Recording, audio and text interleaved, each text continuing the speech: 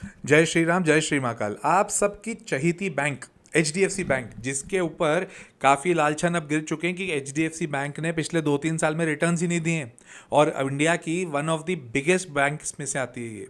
और वहीं पर लोग परेशान भी हैं कि इस कंपनी में क्या करें। बहुत लोगों ने ऊपर इन्वेस्ट कर दिया है, वहाँ से अब नीचे आ गई है कंपनी।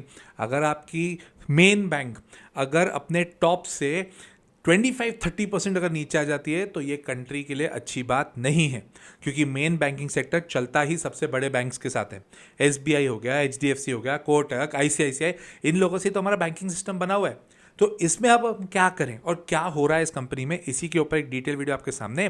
बट ये ध्यान रखिएगा, ये कोई बाइंग सेलिंग रिकमेंडेशन नहीं है। इसको रिकमेंडेशन के हिसाब से मत देखिए, इसको एजुकेशन पर्पस के हिसाब से देखिए, ताकि आपको समझ आए कि किस तरह से एचडीएफसी बैंक को अब आगे देखा जाएगा और क्या इसमें अभी इन्वेस्ट करना वर्थवाइल है या नहीं। तो जैसा कि आप जानते हैं कि जब मैं इस तरह के कोई वीडियो बनाता हूं तो मैं उनको कुछ चैप्टर्स में डिवाइड करता हूं। इसको मैं चैप्टर्स में डिवाइड नहीं करूंगा आप लोगों के लिए, पॉइंट वाइज आपको बताते जाऊंगा। एक एक पॉइंट को समझेंगे कि एग्जैक्टली कंपनी में क्या हो रहा है। एक बहुत महत्वपूर्ण आपके लिए इन्फॉर्मेशन भी ये है कि अगर आप मेरा एक्सक्लूसिव कंटेंट देखना चाहते हो तो इस वीडियो के नीचे एक ज्वाइन का बटन है, उसको दबा दीजिए ताकि मेंबर्स ओनली के जितने भी वीडियोस हैं आप उसको अच्छे से एक्सेस कर पाएं। मैं सबसे पहले बात करता हूं एचडीएफसी बैंक में एग्जैक्टली हो क्या रहा है। क्या वॉर के सेंटीमेंट से एचडीएफसी बैंक पे भी इंपैक्ट पड़ेगा? सर वो तो इंडिया की बैंक है, वो तो बाहर की बैंक है भी नहीं, तो भी क्या इंडिया पे इंपैक्ट पड़ेगा? पड़ेगा। कैसे? एचडीएफसी के बहरीन जहाँ पे अटैक्स चल रहा है, उसके अलावा दोहा अटैक्स चल रहे हैं, यूएई में अटैक्स चल रहे हैं, वहाँ पर सब जगह बिजनेसेस अच्छे खासे हैं।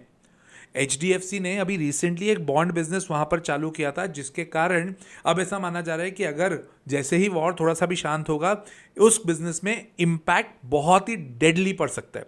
बॉन्ड मार्केट की मैं बात कर रहा हूँ। तो इसके चक्कर में ऑटोमेटिकली वर्ल्ड वाइड जब एचडीएफसी की इतनी ब्रांचेस हैं, एचडीएफसी का बिजनेस इतना फैला हुआ है, तो क्या एचडीएफसी के ऊपर इम्पैक्ट नहीं आएगा?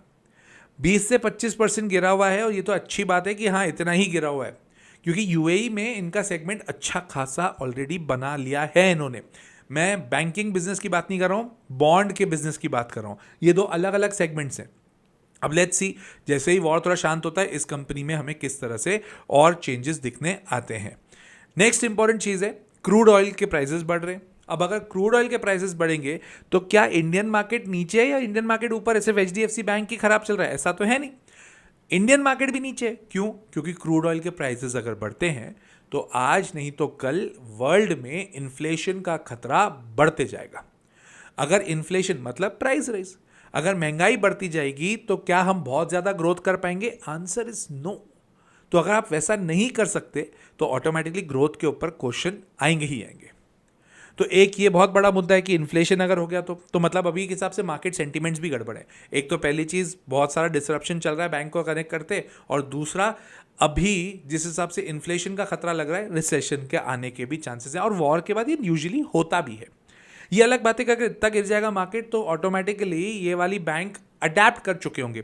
अब अगर सपोज एकदम और गिरता है ये शेयर, और गिरने के बाद नीचे एक खबर आती है कि रिसेशन के चलते इस कंपनी पे बहुत खतरा है, तो वो बाइंग अपॉर्चुनिटी हो जाएगी, क्योंकि वो ऑलरेडी इसको डिस्काउंट कर चुका है, ऑलरेडी इसको प्राइस इन कर चुका है। तो ये चीज़ ध्यान रखिएगा। नेक्स्ट वेरी इंपॉर्टेंट, इंडिया में 15% का इनका मार्केट शेयर है, ठीक है, और इंडिया की सेकेंड लार्जेस्ट बैंक है। एनआईएम होता क्या बैंकिंग सिस्टम में, नेट इंटरेस्ट मार्जिन एक बहुत ही इंपॉर्टेंट रेशियो माना जाता है। नेट इंटरेस्ट मार्जिन का मतलब बैंक का धंधा क्या है? बैंक खरीदती है, पैसा लेती है ब्याज पे, और ब्याज पे ही पैसा दे देती है। अब सपोज मैं एचडीएफसी बैंक हूँ, मेरा एक दोस्त है जो दूसरा बैंक है, से आईसीआईसीआई बैंक है, या suppose father of all the banks that is RBI, वो एक बैंक है। थर्ड, आप लोग जनरल पब्लिक जो मार्केट में अपना, जो बैंक्स में अपना पैसा रखते हैं, आप लोग मेरे पास पैसा दे रहे हैं, तो आप लोग जो पैसा दे रहे हैं मुझे, मैं आपको ब्याज तो दूंगा ना। तो अगर मैं आपको ब्याज देता हूं 3% पे और मैं मार्केट में इसको 7% पे चला देता हूं, तो बैंक का काम होता है 4% पैसा कमाना, और इसी को बोलते हैं नेट इंटरेस्ट मार्जिन। इस कंपनी का नेट इंटरेस्ट मार्जिन अभी चल रहा है 3.47, जो कि खराब नहीं है, अच्छा है। बट सर अगर आपने किसी को लोन पे पैसा दिया और वो पैसा लेके भाग गया या वो पैसा नहीं चुका है, तो उसको फिर क्या बोलते हैं? उसको बोलते हैं एनपीए, नॉन परफॉर्मिंग असेट। और इनका ग्रॉस एनपीए अभी चल रहा है 1.33 का, जो कि बड़ा नहीं, वो भी स्टेबल है। Business wise company wise company काफ़ी स्टेबल है when it comes to their operations, तो वहाँ पर कोई पंगा नहीं है।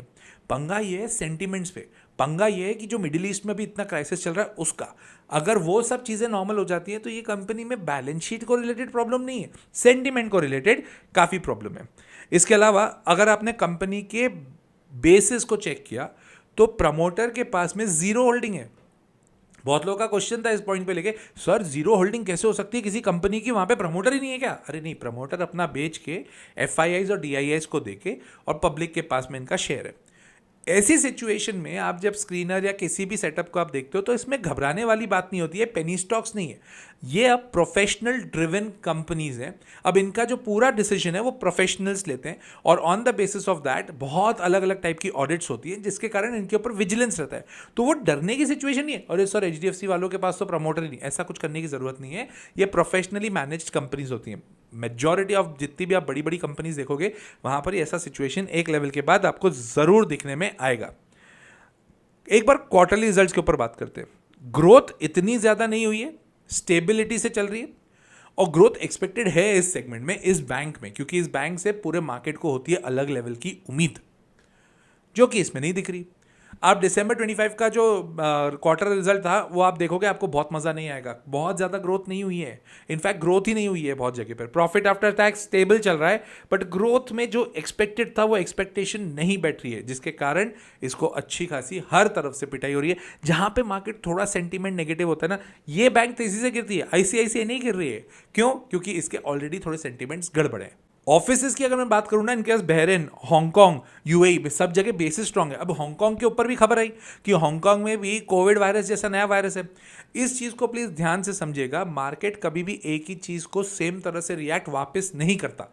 अगर कोविड के टाइम पर मार्केट एकदम क्रैश किया था तो अब मार्केट क्रैश नहीं करेगा, अब मार्केट करेक्ट करेगा। क्यों? क्योंकि वो डर ऑलरेडी खत्म कर चुका है, वैसी सिचुएशन वो ऑलरेडी देख चुके हैं। सेम सिचुएशन पे मार्केट वापस सेम रिएक्ट नहीं करेगा, तो इसको उस समय इतना नेगेटिव नहीं लेना है। हाँ, करेक्शन वाइज इसको बनता है। मार्केट कैपिटलाइजेशन भी पिछले कुछ टाइम में 62,000 करोड़ गिरा है भाई। 62,000 crore is a huge amount. But अगर आप उसकी कंपनी के टोटल मार्केट कैप को देखोगे तो दिखेगा ना कि यार टोटल अगर सपोज 25% से अगर कंपनी गिर रही है, शेयर प्राइस गिरा है, तो मार्केट कैप भी गिरेगा। ये स्वाभाविक सी बात है। हाँ, बट इतना बड़ा मार्केट से पैसा इरोड हो जाए तो देखो दुख तो होता ही है। और अगर आप इन्वेस्टेड हो तो इस बैंक में डरने की बात नहीं, समय लगेगा बट ये चीज़ें सही रखेगा। बहुत लोगों को डर था सर आईडीएफसी फर्स्ट बैंक के साथ जैसे जो पंगे हुए, जो फ्रॉड्स हुए, क्या एचडीएफसी में भी हो सकते हैं क्या? देखो, ऐसे फ्रॉड्स माइक्रो लेवल पर अगर कोई कर रहा है तो आप कोई भी नहीं रोक पाओगे, तो इसके लिए हमेशा रेडी रहिएगा।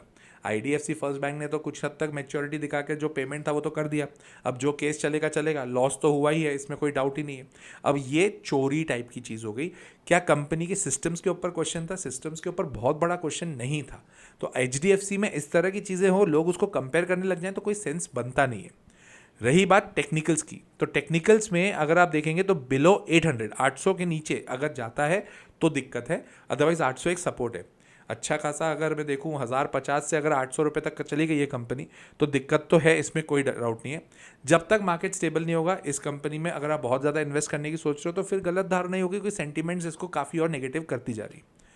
इतना अगर आपको डिटेल में सीखना है तो मेरा कोर्स है यार द लॉजिकल इन्वेस्टर, आप वो ज्वाइन कर सकते हो। और उस कोर्स में आपको लाइव क्लासेस मिलती हैं जहाँ पर मैं लाइव पढ़ाता हूँ और सैटरडे संडेज की क्लासेस होती हैं।